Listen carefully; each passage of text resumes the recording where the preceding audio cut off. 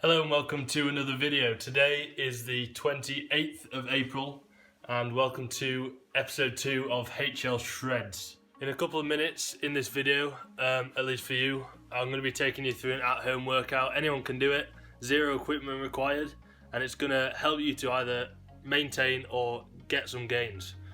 Anyone can do this workout. It's for any level, beginner, intermediate, all the way up to advanced. And I'll take you through it, hopefully that you can follow along and join me in the HL Shred series. So before we get into the at-home workout, there's a few things that I want to talk about that you should try to apply to all of your at-home training. It's similar to your normal training, but there's going to be some slight adaptations. So tip number 1, same as your normal training, apply progressive overload. Now, unlike normal training, where most of us just put more weight on the bar to progressively overload, in this type of training, you're going to have to be a little bit more inventive. The easiest way will just be to add on reps, but eventually you'll get pretty bored of just doing sets of 60 on press-ups. So in this case, one way of progressively overloading is adding volume. So by this, I mean from week to week, you'll do more sets each week. So for example, in the first week, you might do 10 sets of press-ups. The next week, you can do 12, and so on, until you get to a point where you just maxed out and you feel like you're not recovering anymore from the session. Another way that you could progressively overload is intensity. So obviously, you're not going to be able to increase the weight, but you are going to be able to decrease your rest time. This will increase the amount of metabolites, for example lactic acid, that get to your muscle during that set, because you're having less rest time for your body to get rid of those metabolites. So reducing rest time is going to increase gains. Tip number 2 is to use pump training but not abuse it. What I mean by this is, for the first few weeks of your training, you will get some gains from doing high rep work, just trying to get the blood into the muscle and trying to go for that pump. But eventually this stimulus is not going to be enough for the muscle to grow because you're not progressively overloading. So what I'd suggest is apply some sort of pump work into each workout, but not overdo it, because eventually you'll get to a point where this pump work does not have the same effect. Another great way that you could progressively overload is increasing the time under tension. So for example, again in a press up, instead of going 1 second down and 1 second up, you could go 3 seconds down and 1 second up. This is going to increase the tension throughout the muscle, and this is going to lead to greater gains. Remember, your muscles don't actually know the weight that you're lifting. So if you can trick them into the thinking that there's more tension going through it, you're going to recruit more motor units and therefore leading to greater gains. Tip number 3 for your at-home training is going to be to focus on unilateral work. So this means basically using one arm at a time or one leg at a time. So for example, instead of doing a bodyweight squat, you could do a Bulgarian split squat, which would include putting your back leg on a couch or a seat and then lunging with your front leg. Much like a lunge, there's just a little bit more tension on that front leg. This way again, you're putting more tension through the muscle, thus leading to more and more gains. I'll show you what this exercise looks like when we get down and dirty in the workout. Today's workout is going to be a full body routine. We're going to start off with the legs, then go to chest, shoulders, and then finish off with a little bit of back. So each exercise that I do today, I'm going to show you a beginner, intermediate, and advanced level for the exercise so that everyone can join in with this workout. So like I said, starting off with the chest, first of all, the beginner's exercise for the chest is the press up but on the knees. This is going to put a little bit less tension through the pec, so it's going to make it an easier exercise. Doing this, just make sure your hands are a little bit outside shoulder width and that your elbows go back at a 45-degree angle. So next, we've got the intermediate version of the press up. This is just going to be a regular press up with your feet back. Make sure your back is flat and you're in a completely straight line. It's the exact same movement, just make sure your elbows are at 45 degrees and you're going to be pushing through the floor. The next exercise for the press up is going to be using press-up stands or books. The thicker the book, the greater range of motion that you're going to be able to perform the exercise with. This greater range of motion is going to put the pec under a greater stretch at the bottom of the movement, and this stretch is going to elicit more hypertrophy. This is because tension in a stretched position is going to create a lot of muscle damage. So doing these is going to be a great way to progressively overload the exercise. Next, we're moving on to shoulders. For the intermediate exercise for the shoulders, we've got the pike press up. The goal here is to get your feet as close to your hands as you can while keeping your legs straight and putting all of your weight through your shoulder and down into your hands. This decline position is going to put a lot of tension through that anterior deltoid. It's going to be a great exercise to overload the delts.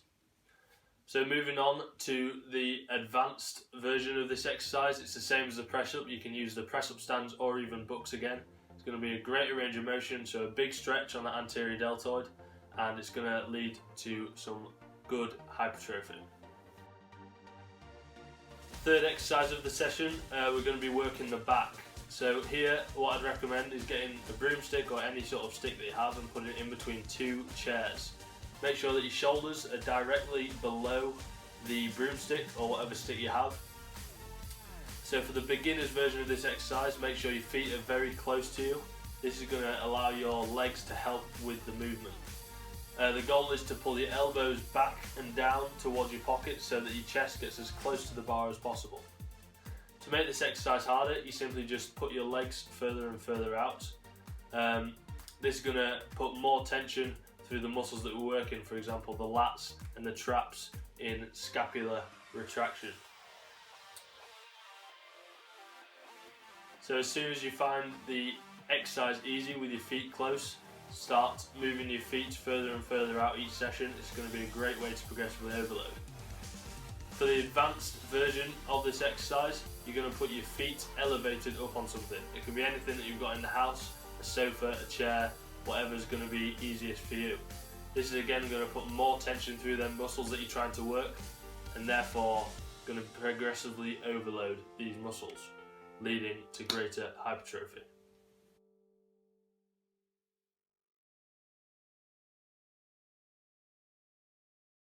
So the final exercise for this workout is going to be leg orientated. To start off, we've got the bodyweight squat. This is going to be the beginner exercise for the legs. Here, all you want to do is place your feet approximately shoulder width apart. Some people like to go wider, some people like to go narrower, so you can just investigate with that one and try the different variations to see what fits you best. Another variant is the direction that your toes point in. Some people like them straight, some people like them slightly outwards. All I would say is make sure that your knees track directly over your toes. This is going to make sure it's a nice and safe exercise for you to perform. So the intermediate version of this exercise is going to be the bodyweight lunge. This isn't going to be too much harder than the bodyweight squat, so what I would recommend is try to make it as hard as you can. You can do this by making the eccentric portion of the movement longer, or even just the conscious thought of making sure all your weight is going through that front leg and that your back leg isn't helping you out too much. So the advanced version of this exercise is going to be the Bulgarian split squat. This is quite a difficult exercise to master. Just in general, the performance of it is quite hard to balance, so it might require a little bit of practice. Once again, make sure all your weight is going through that front quad. It's going to provide some sufficient tension through the quad to get some decent gains. So with all these exercises, because there's not going to be a lot of weight going through that muscle, it's really important that you go as close as you can to failure. So this means that the last rep of your set needs to be really, really hard. It needs to be a grind, it needs to take longer than your original reps were doing. This is going to show that you're really close to failure and that you probably wouldn't have been able to do another rep on that press up, squat or bodyweight rep. Like I said earlier, if you get really good at these exercises and they become too easy, you can apply the other techniques to progressively overload. These are to shorten the rest time, lengthen the time under tension and increase volume over time. To start off the day, I'm just going to go on a short bike ride, probably about half an hour, just to get a little bit of cardio in, get the heart rate up and burn some calories so that I can eat more in the day because I'm hungry. And after that I'll catch up with you. We'll probably get meal 3 of the day. So far I've just had breakfast and my second meal. Breakfast had the usual oats, and in the second meal I had some tuna wrap, lettucey kind of thing. So I'll catch up with you after the bike ride.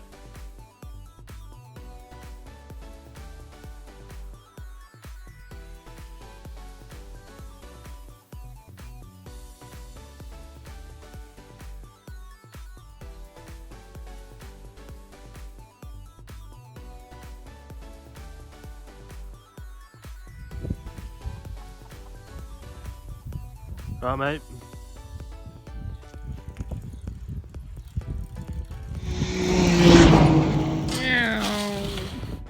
I've just got back from the bike ride. Now we're gonna chef up some pasta, I think. Some bolognese or something like that. I need to see what we've got in. Try and get some protein in now we've done the exercise. And after that we're gonna go in the gym and do some back and biceps, I think. I'll see if my brother's joining in, but I'm not 100% sure yet. So I'll see you in the chef arena.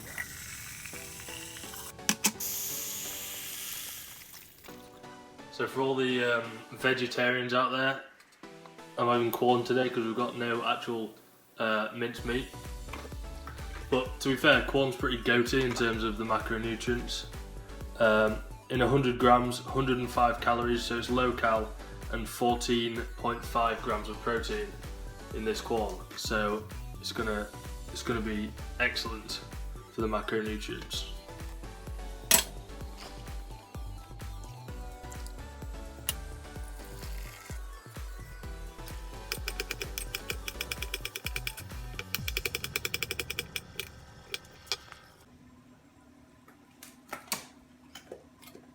Good girl.